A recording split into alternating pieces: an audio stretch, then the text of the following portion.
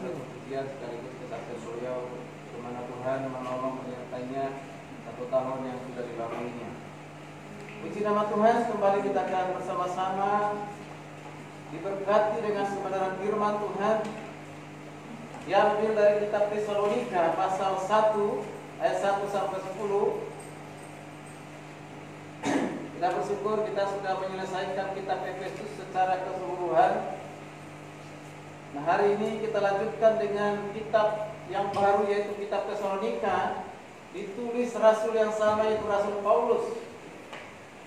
Jadi selama 4 ke depan nanti berapa kali pertemuan kita akan terus membahas dan diberkati dengan firman Tuhan yang diambil dari kitab Tesalonika.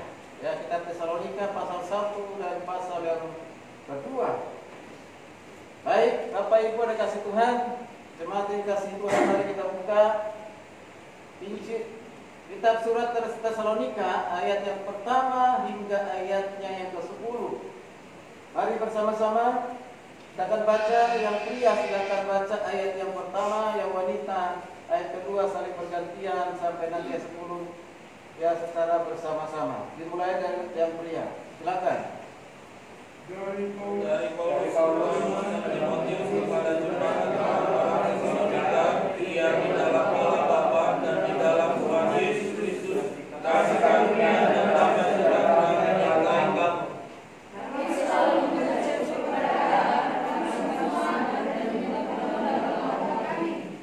Sebab kami sudah mendengar pekerjaan iman, usaha kasih dan ketekunan harapan kepada kita Yesus Kristus di hadapan Allah dan Bapa kita. Dan kami tahu saudara-saudara yang kasih Allah bahwa Ia telah memilih kamu. Sebab tidak kami beritakan bukan disampaikan kepada kamu dengan kata-kata saja, tetapi juga dengan kekuatan Roh Kudus dan dengan suatu kepastian yang kokoh. Memang kamu tahu bagaimana kami bekerja di antara kamu oleh karena kamu. Dan kamu telah menjadi menurut kami yang berkebutuhan dalam kebiasaan yang berat untuk melanjutkan manusia sehingga kamu telah menjadi teladan semua orang yang percaya di berbagai Makedonia dan Akaya.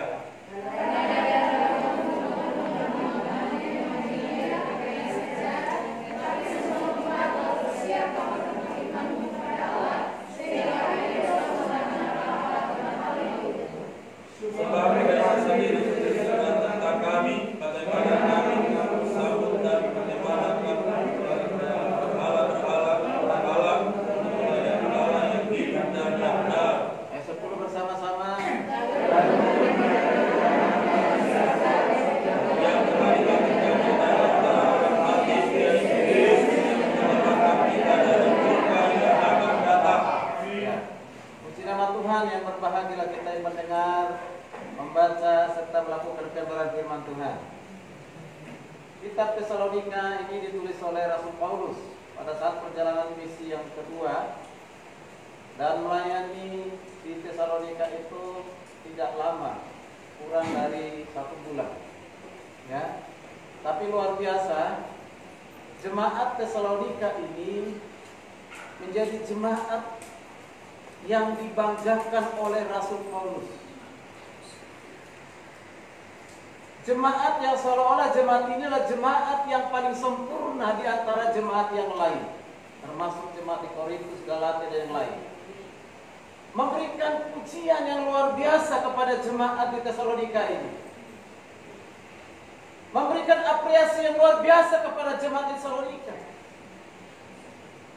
Kalau kita perhatikan apa dikatakan oleh Rasul Paulus di ayat kedua, saudara perhatikan di sini. Kami selalu mengucap syukur kepada Allah karena kamu semua dan menyebut kamu dalam doa kami. Luar biasa. Ini suatu ungkapan syukur yang lahir dari hati Paulus yang paling dalam, karena Paulus dan Silwanus yang melayani pada saat itu di Tesalonika tidak lama, tetapi pertumbuhan iman mereka sangat luar biasa, sangat membanggakan.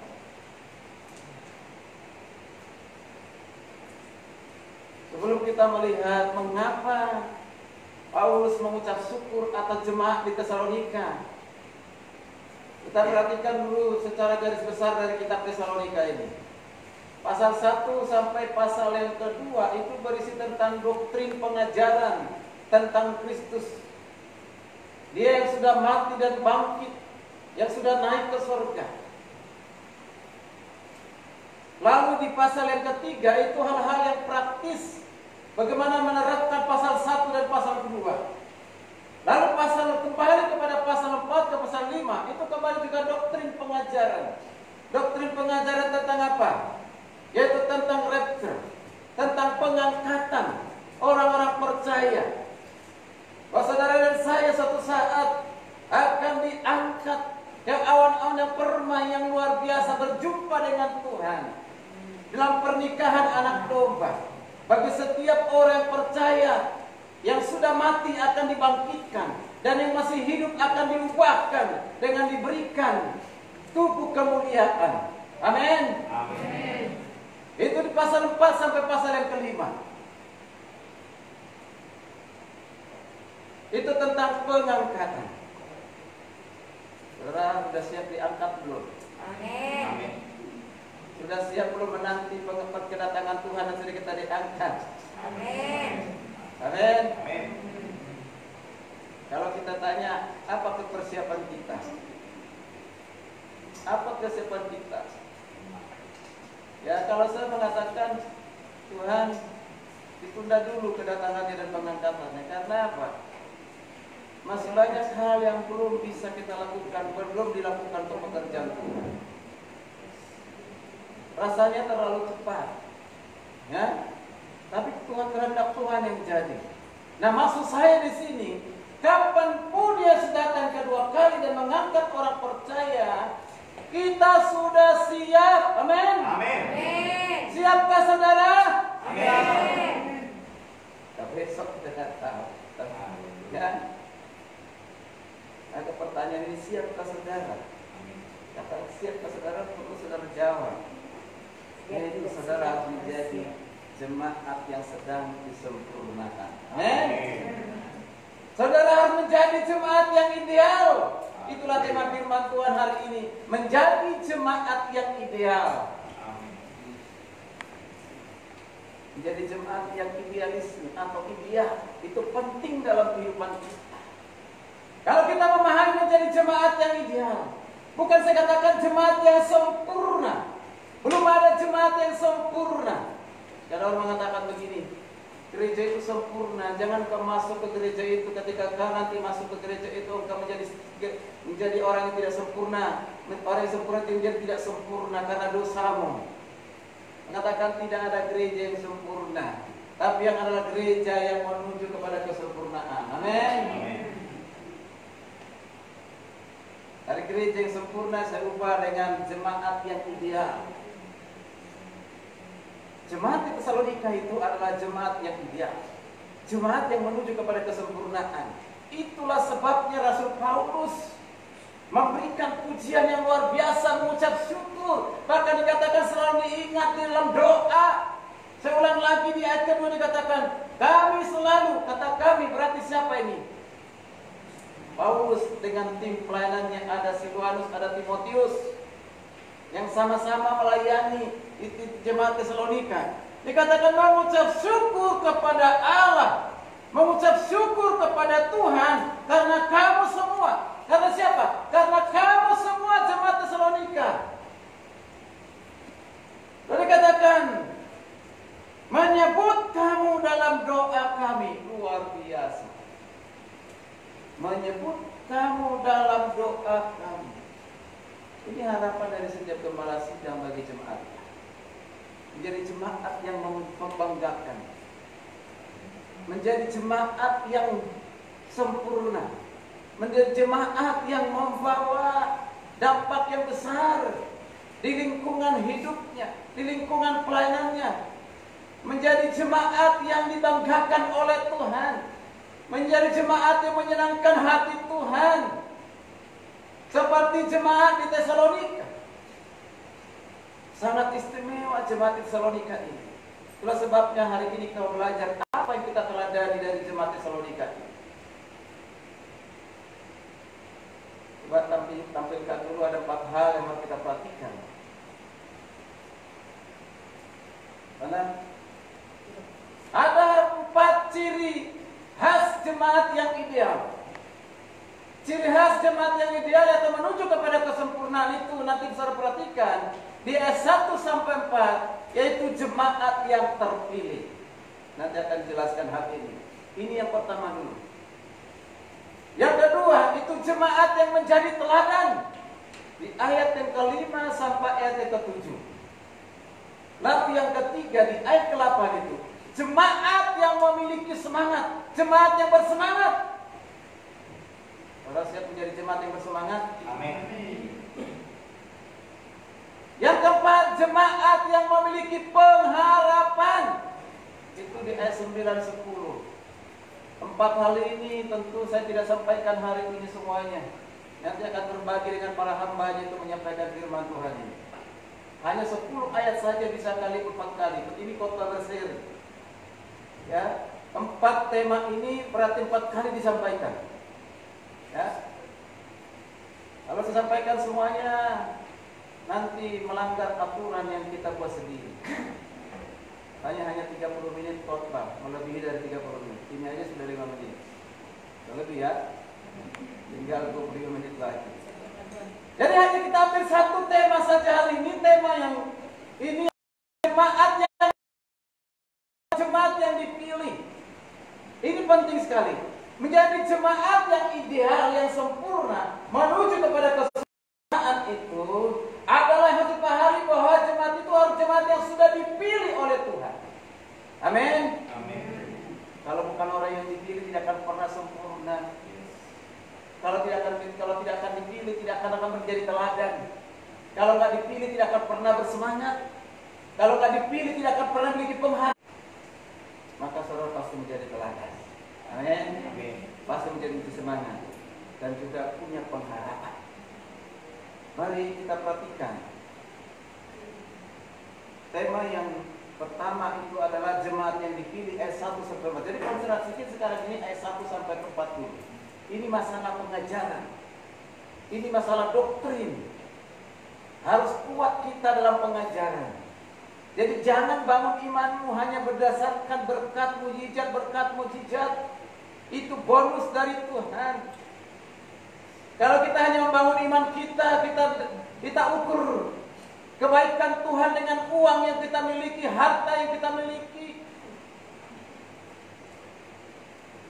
Itu adalah bonus yang pasti Tuhan sediakan.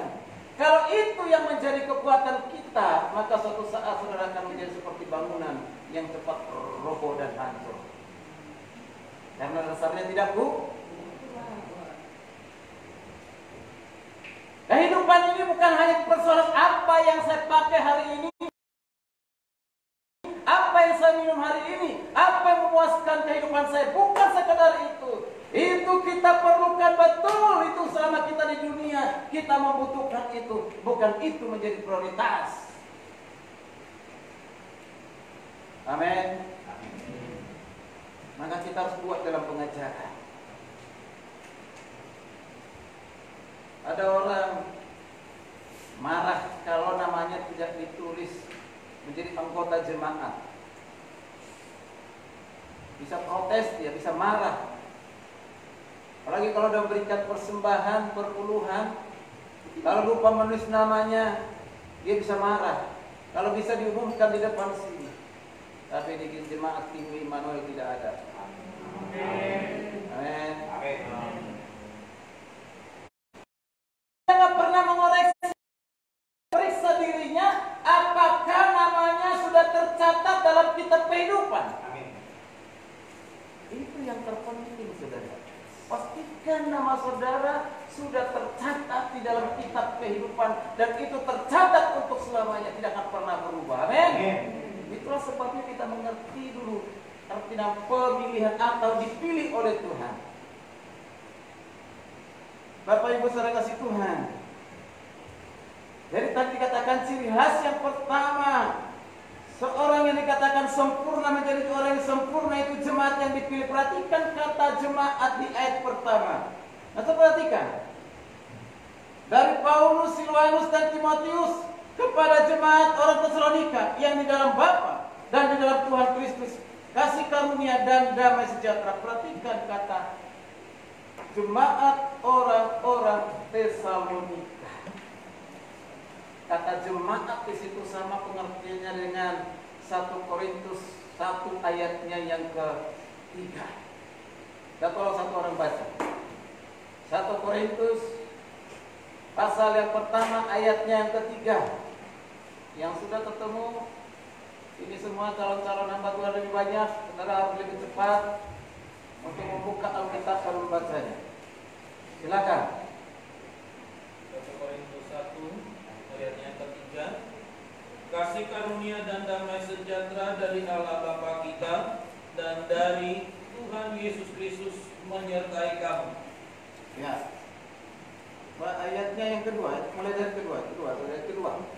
Kepada jemaat Allah di Korintus, yaitu mereka yang dikuduskan dalam Kristus Yesus dan yang dipanggil menjadi orang-orang kudus, dengan semua orang di segala tempat yang berseru kepada nama Tuhan Yesus Kristus, yaitu Tuhan mereka dan Tuhan kita. Kasih karunia dan damai sejahtera dari Allah Bapa kita dan dari Tuhan Yesus Kristus menyertai kamu. Perhatikan kepada jemaat Allah. Ini sama, jemaat Tesalonika adalah jemaatnya Tuhan. Berarti milik kepunyaannya Tuhan. Jemaat itu disebut dengan eklesia. Orang-orang dipanggil Tuhan dari kegelapan dosa, dari budak dosa, dari pasar dosa, dibeli, dibawa dalam terang yang ajaib melalui penebusan darah Yesus di kayu salib. Amin. Amin. Maka kata jemaat itu adalah orang-orang yang dipanggil. Perhatikan di sini, jemaat yang terpilih dikatakan orang-orang yang dipanggil. Nah, kalau istilah panggilan dalam Alkitab ini menunjukkan apa? Dipanggil berarti dipilih oleh Tuhan. Dipilih oleh Tuhan. Saya bangga dipilih oleh Tuhan. Ada orang lain bangga karena dipilih ya menjadi menantunya presiden. Ya kan? Dipilih jadi menantunya pejabat. Saudara mungkin bangga dipilih yang selama ini saudara mungkin tidak punya kekasih, tapi saudara dipilih menjadi saudara bangga. Bangganya luar biasa. Sukacitanya luar biasa, melebihi sukacita daripada Tuhan. Padahal pilihan manusia. Seharusnya kita harus lebih bersukacita, lebih berbahagia, lebih senang, lebih bangga ketika Tuhan sudah memilih saudara. Amin. Amin. Dipilih menjadi jemaatnya, dipilih menjadi umatnya, dipilih dari dunia ini, dari bangsa-bangsa. Di dunia ini banyak bangsa yang tidak masuk dalam pilihan. Tapi dari jutaan manusia di dunia saudara dan saya dipilih. Bukankah itu suatu kebanggaan? Amin. Hanya 3 orang yang aman, berarti yang lain belum dipilih. Apa tidak mengerti apa yang saya sampaikan? Kalau mengikuti dengan baik, saya mengeluarkan suara maksimal supaya saudara maksudnya diberkati dengan firman Tuhan ini. Fokuskan, lihat kepada saya, tetapi bukan lihat kepada jubahnya. Kembali dengan awal ini melakukan begini lagi. Nah, karena teman-teman yang lain semuanya dapat perminggu pertama perjamuan kudus melakukan hal yang sama. Masa ketuanya tidak menjadi teladan? Ya, harus menjadi teladan. Ya, artinya kurang. Kalau nanti udah biasa, ya. Kalau dulu udah biasa, tahun pertama, kedua, ya, nggak tahu mengurangi kegantengan saya atau tambah ganteng.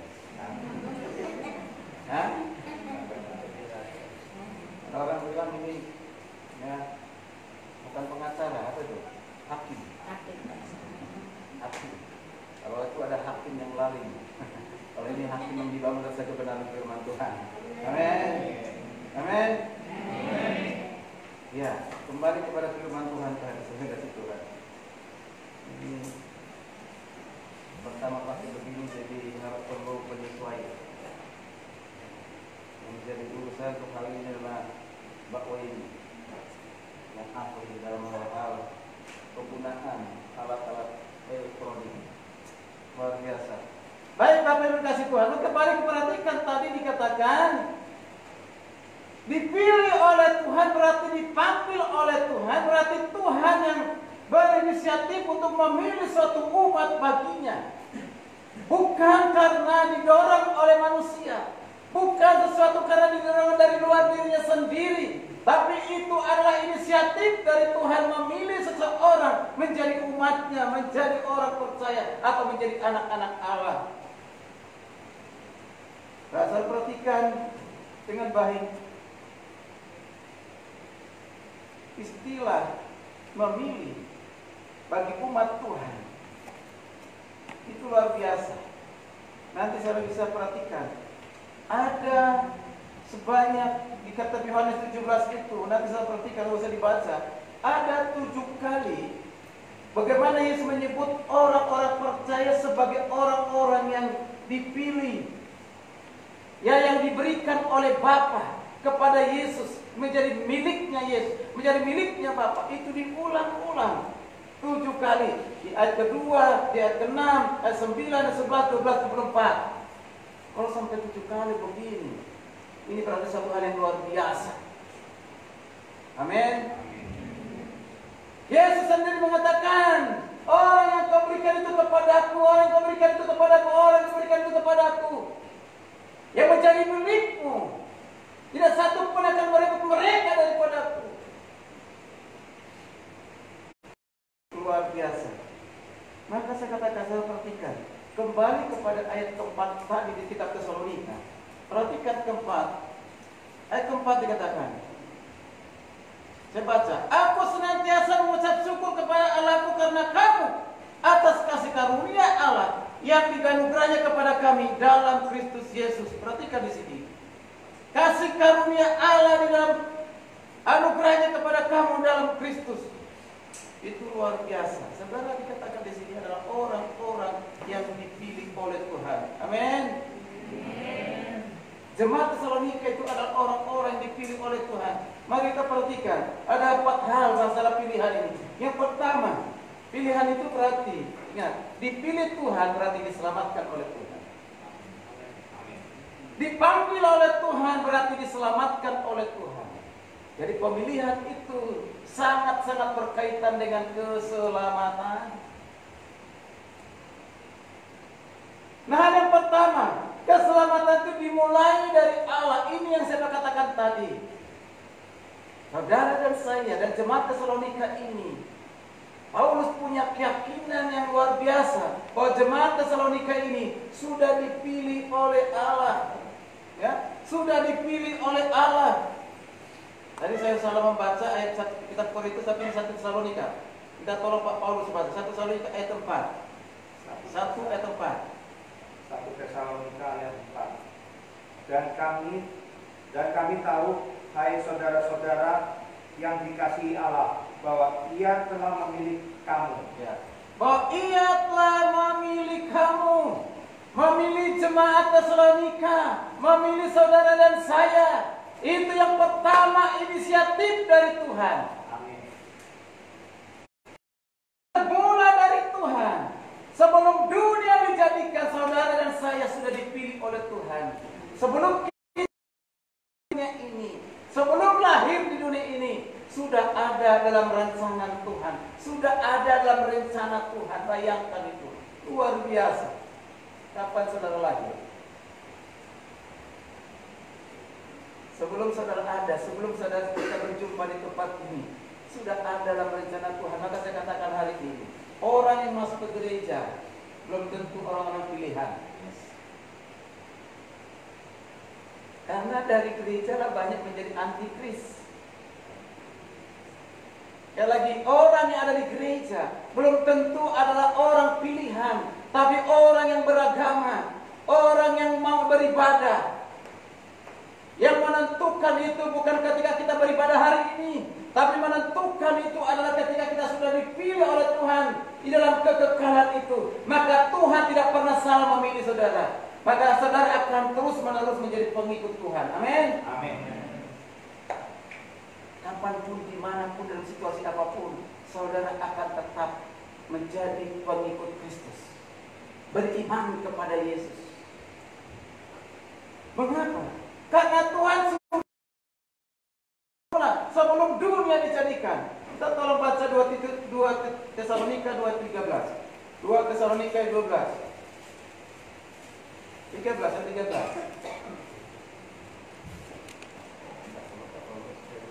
2 Tesalonika ayat 13.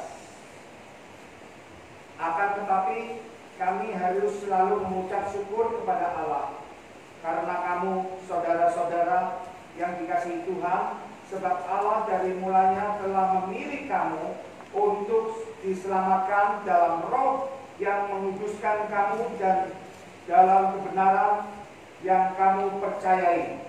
Perhatikan kalimat atau ungkapan yang mengatakan Allah dari mulanya telah memilih kamu untuk diselamatkan.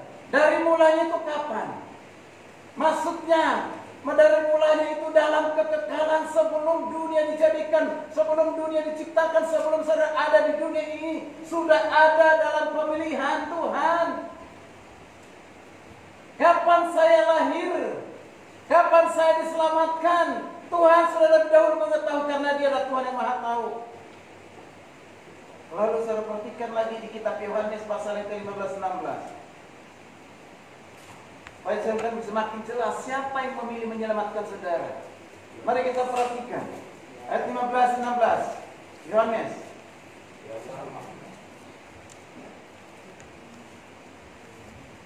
Jikalau kamu menuruti perintahku, kamu Yohanes 15-16. Bukan kamu yang memilih aku, tetapi akulah yang memilih kamu, dan aku telah menetapkan kamu dan menghasilkan buah, dan buahmu itu tetap. Supaya apa yang kamu minta kepada dalam namaku diberikannya kepadamu. Perhatikan kalimat yang luar biasa di situ. Bukan kamu yang memilih aku. Perhatikan. Bukan kita yang memilih Tuhan, tapi Tuhanlah yang memilih saudara. Bukan jemaat Tesalonika yang memilih Tuhan, tapi Tuhanlah yang memilih jemaat Tesalonika. Demikian juga kita semuanya. Amin. Amin.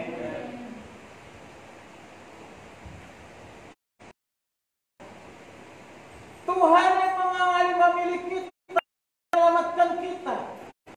Pada hakikatnya, seluruh rencana keselamatan itu telah lahir dari Allah, dari hati Allah jauh sebelum manusia ada, jauh sebelum manusia diciptakan. Itu sudah ada di hatinya Tuhan.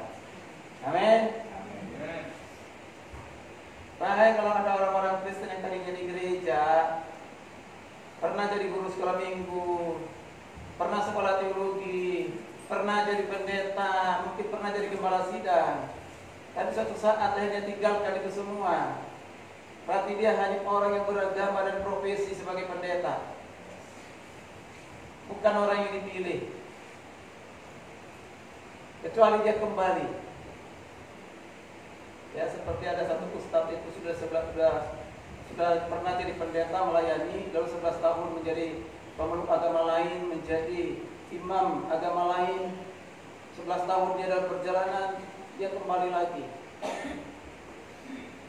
Jadi melayani Tuhan, diserahkan dirinya lagi dibaptis. Tapi kalau dia mati dalam keyakinannya yang terakhir itu artinya dia belum dipilih.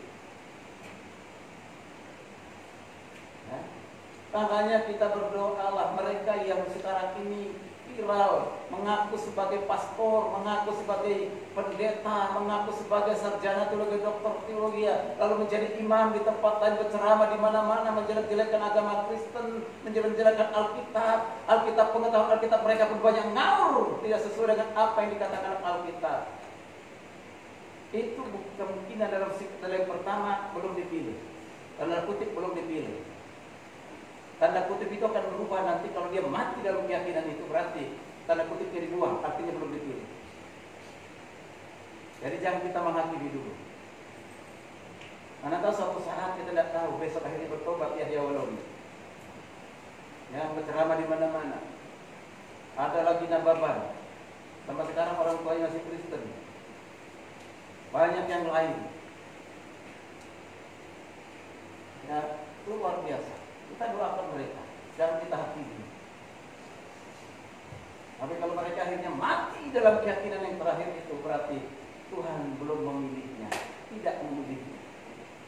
Dan pilihan itu terjadi sekarang ini, bukan nanti. Bapak Ibu dikasih Tuhan. Jadi yang pertama yang perlu dipahami, pilihan itu atau keselamatan itu dimulai dari Tuhan. Inisiatif dari Tuhan yang memilih saudara dan saya di dalam Yesus Kristus. Lalu yang kedua, nah saudara perhatikan di kitab Tesalonika pasal yang kita baca tadi, di ayat yang pertama sampai keempat, saudara perhatikan baca baik-baik, terutama di ayat yang, mari kita perhatikan ayat keempat. Hai saudara-saudara yang dikasihi Allah, bahwa Ia telah memilih kamu. Lalu di ayat yang pertama dikatakan, jemaat orang-orang Tesalonika yang di dalam Bapa, di dalam Tuhan Yesus Kristus, kasih karunia dan damai sejahtera menyertai kamu. Artinya pilihan itu karena sifat kasih yang dimiliki oleh Tuhan. Saudara dipilih itu karena kasih Tuhan. Amin. Amin. Bukan karena saudara layak, maka dari kasih itu disebut dengan kasih karunia atau anugerah. Apa itu artinya kasih karunia? Kasih karunia artinya itu adalah saudara dan saya tidak layak untuk menerima, tapi diberikan. Kita menerima sesuatu yang kita tak layak untuk kita terima. Mengapa kita tidak layak menerimanya? Karena saudara dan saya adalah manusia bejat, manusia berdosa, manusia jahat, melakukan banyak pelanggaran di mata Tuhan. Tapi karena kasihnya kepada saudara dan saya, dipilih kita menjadi umatnya. Bukan karena seorang memenuhi syarat, bukan, tapi karena kasihnya, kasih karunia. Makanya Paulus katakan apa? Coba kita buka Efesus 2 ayat 89. Efesus 2 ayat 89. Ini penting saudara pahami dengan baik. Kalau saudara mempertahankan iman saudara, ya, kepada Yesus, bukan supaya saudara diselamatkan, karena memang saudara orang-orang yang sudah diselamatkan.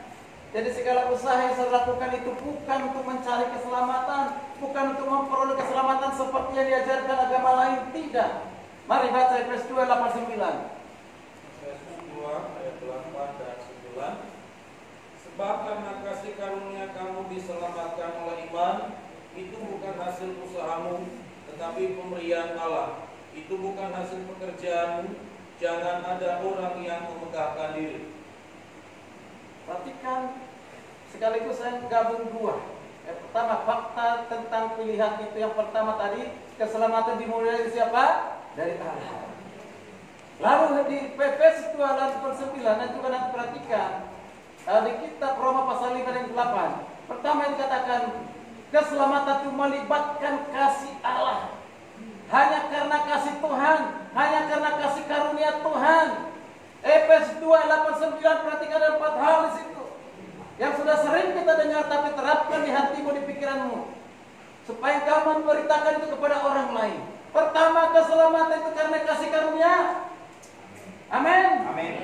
Pemberian secara cuma-cuma kepada saudara yang tidak layak, dilayakkan oleh Tuhan. Yang kedua, keselamatan itu dikatakan karena apa?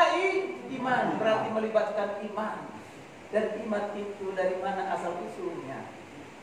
Iman itu adalah karunia Tuhan juga kepada kita. Maka nanti saya buka di kitab Korintus dikatakan, engkau dipanggil, dikaruniakan bukan saja beriman kepada Tuhan, tapi juga harus menderita di dalam Kristus. Artinya iman itu dikaruniakan kepada kita. Yang mengaruniakan iman itu adalah Tuhan sendiri. Dipilih karena kasih.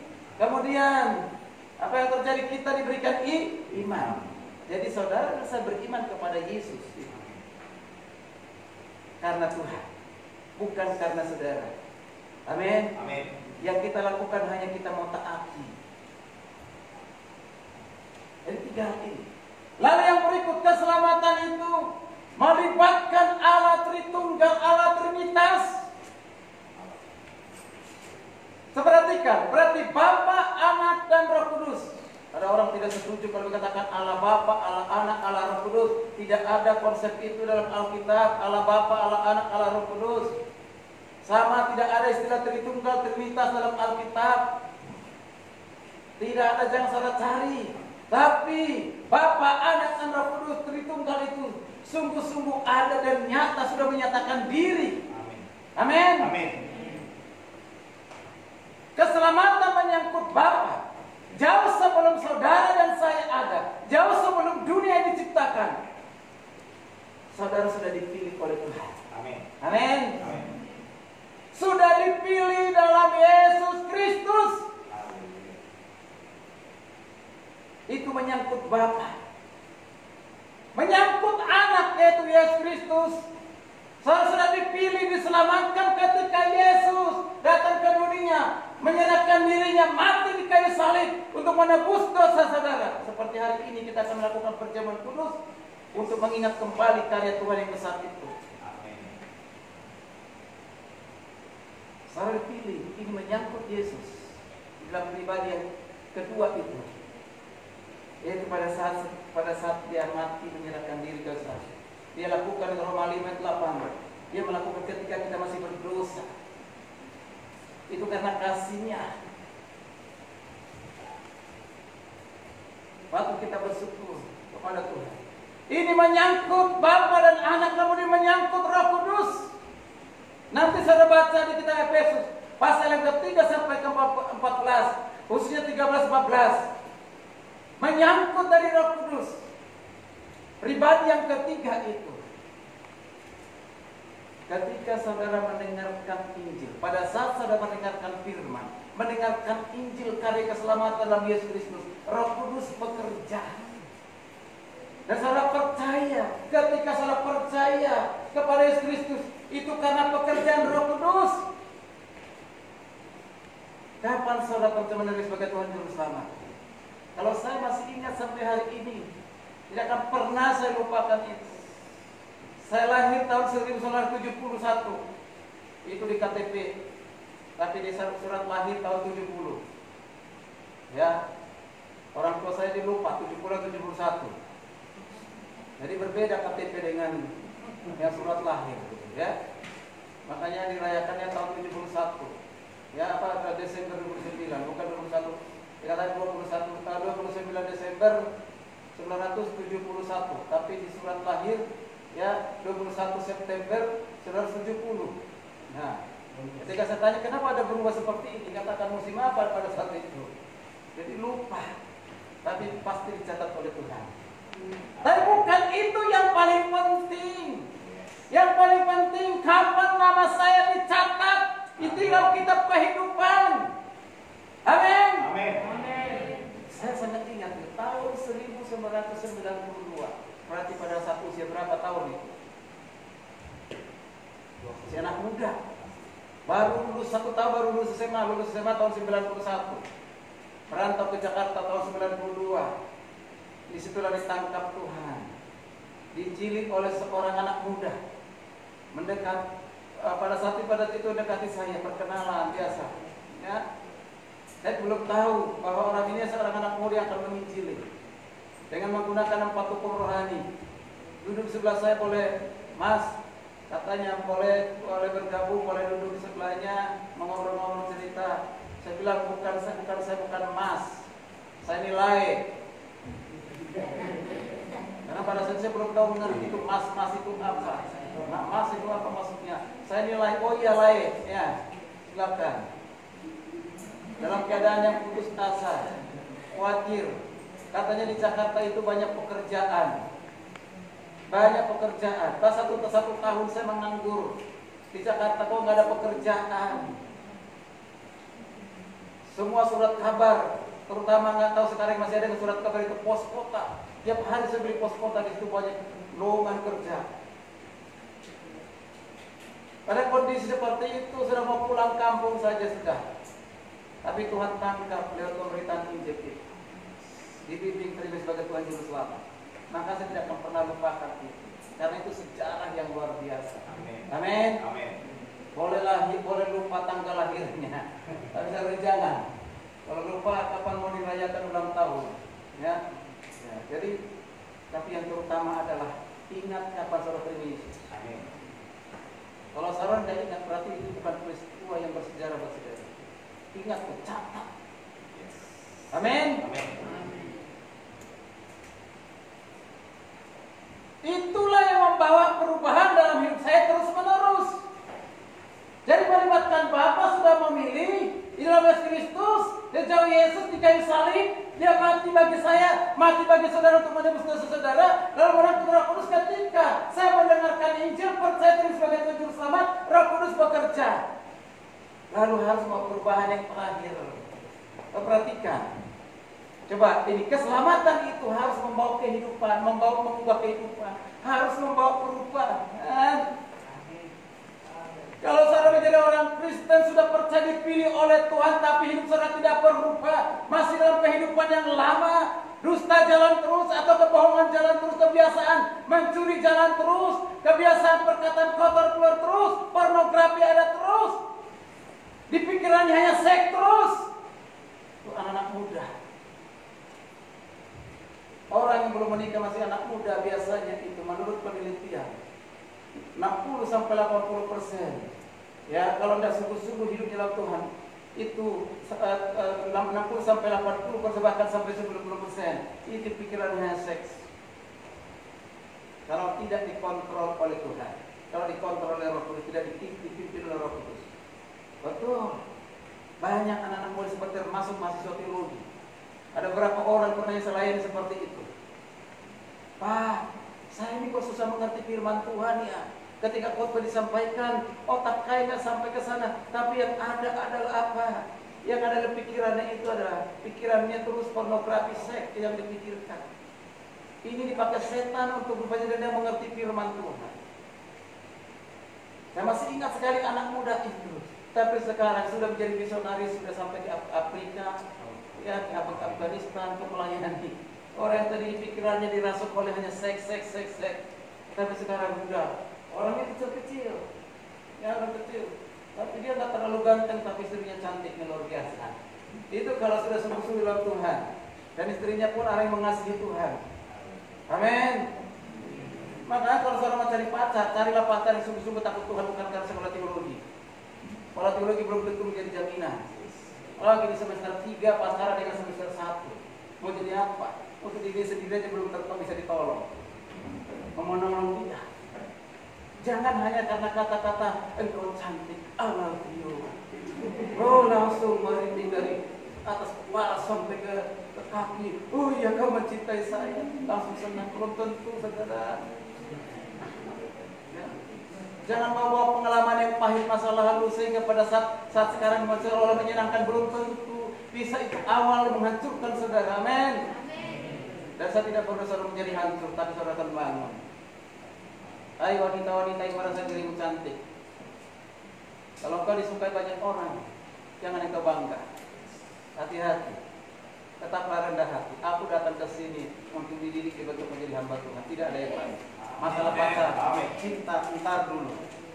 Ini baru semester 1, semester 2 udah dipikirkan cinta. Ya, pikirkan cintamu kepada Tuhan. Amin. Harus ada perubahan. Coba buat tampilkan dulu. Ya, tampilkan. Kita lihat perubahan di jemaat Tesalonika. Kalau pasal misalnya ayat ketiga dan ayat 9-10 kalau disandingkan begini. Perhatikan, ya. Ayat ketiga nih. Ayat ketiga ada di sana kata pekerjaan imanmu, usaha kasihmu, ketekunan pengharapanmu. Ini masalah iman. Ini masalah pengajaran. Masalah doktrin. Pengajaran yang diterima oleh mereka itu iman, usaha kasihmu, ketekunan pengharapanmu. Itu ada perubahan. Yang pertama, pekerjaan imanmu. Iman mereka berubah. Tadinya hanya percaya kepada berhala-berhala. Perhatikan sih. Kamu berbalik dari berhala-berhala kepada Allah. Berarti jemaat Tesalonika tadinya itu menyembah berhala. Mungkin itu patung, mungkin itu manusia. atau siapapun itu yang mereka sembah. Tapi ketika mereka sudah dipilih oleh Tuhan di dalam Bapa, di dalam Yesus Kristus, di dalam kuasa Roh Kudus, sekarang mereka berhala-berhala tinggalkan, mereka kembali kepada Allah. Ini yang dikatakan pekerjaan imanmu. Iman bekerja dalam hidup mereka. Lalu dikatakan usaha kasihmu. Mereka menjadi jemaat yang sangat mengasihi Tuhan, mengasihi sesamanya. Dibuktikan dengan apa? Mereka melayani Allah yang hidup dan benar. Amin. Amin. Karena mereka sudah melayani Tuhan yang benar di dalam Yesus Kristus. Halo? Harus siap melayani Tuhan Allah yang benar itu? Amin. Dengan segala potensi saudara miliki, dengan segala karunia yang saudara miliki, Amin. napas hidup saudara, Amin. semua yang ada pada kita. Amin. Amin. Amin. Ini anak-anak muda, amin. Amin. Ketekunan pengharapan.